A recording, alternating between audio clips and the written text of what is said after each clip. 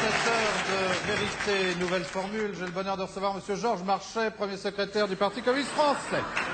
Bon, bien. Alors qu'est-ce que je peux faire pour vous? Alors avec vous, M. Marchais, nous allons essentiellement parler de politique étrangère, bien sûr. Oui, là je vous arrête tout de suite. Vous savez, pour moi, parler de l'Union soviétique, c'est pas parler des politiques étrangères. Que ce soit clair et net. Hein. Bien.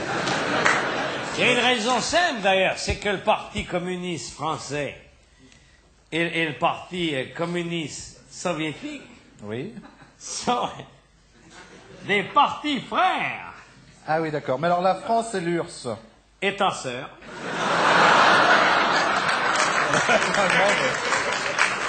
Je ne comprends pas, là.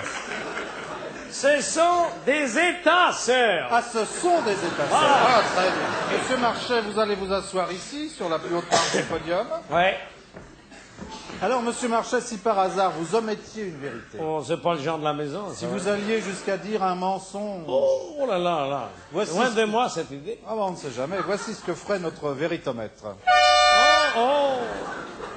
Vous pouvez y aller, c'est pas moi qui vais user votre truc. Hein. Vous savez, les Français le sachent bien. Et j'aurais aimé que vous le sachiez vous-même. Encore est-il fallu pour cela que vous le suciez. Ou que eux le sachiassent. Mais, Vous avez fait Sciences Po? oui. Dites donc, les Français donc le sachent. Je ne dis que la vérité, rien que la vérité, toute la vérité, et puis c'est tout. Ah non, et on fallait me prévenir que c'était branché. Hein, moi, Qu'est-ce que vous faites? Liliane, fais les valises, on s'en va. Allez, Liliane. allez, revenez. Allez, comme vous êtes le premier, je vous fais un petit cadeau. Et vous restez, hein. 1 minute sans le véritomètre. 1 minute sans votre gros appareil. Voilà, mais pas plus. Où est la caméra? Devant vous. Top chrono. Mes chers camarades, je m'adresse à vous ce soir en tant que secrétaire général d'un grand parti comme le nôtre. Voici des ondes, que vous êtes des millions et des millions à voter communiste.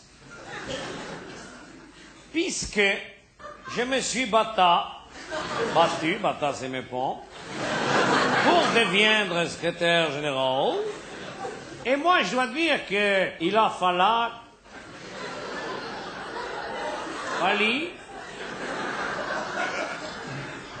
Fallus.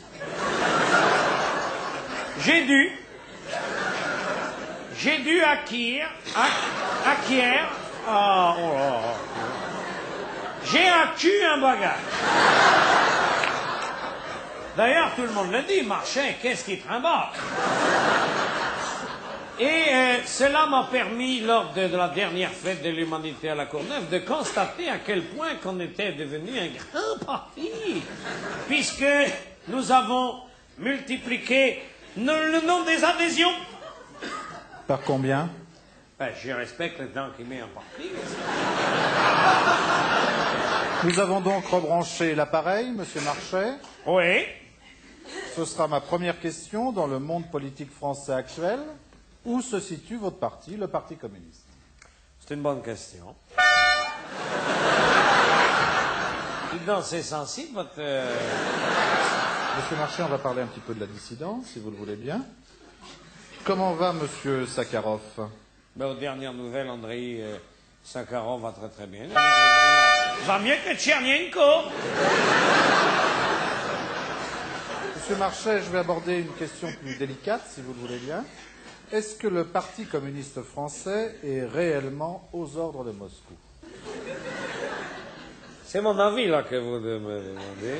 En quelque sorte, oui. D'abord, je voudrais quand même saluer Liliane devant tous les téléspectateurs et tenteuses pour le travail admirable qu'elle a fourni, vous savez, à mes côtés. C'est extraordinaire, merci Liliane. Pourquoi vous ne viendez pas, d'ailleurs, dans notre petit pavillon de Champigny? Viendez avec des amis. Pourquoi pas, oui. Ben oui. Hein, Liliane, il sera bien sûr, monsieur. Vous savez, c'est Liliane qui m'a dit, vous avez remarqué qu'aujourd'hui, je suis un peu enrhumé. Mais ça aurait pu être pire. C'est Liliane qui m'a dit, Georges, avec le redoux et l'humidité qu'ils font, mets tes chaussettes de laine, ton thermolactyle d'amas et ton col roulé. Merci, Liliane. Oh, c'est pas ma question. Hein? Ce n'est pas ma question. Ah oui, oui, mais c'est ma réponse. Ben oui, j'ai compris, moi, le système. Il vient avec ses questions, moi, je viens avec mes réponses. Je suis pas un imbécile, quand même.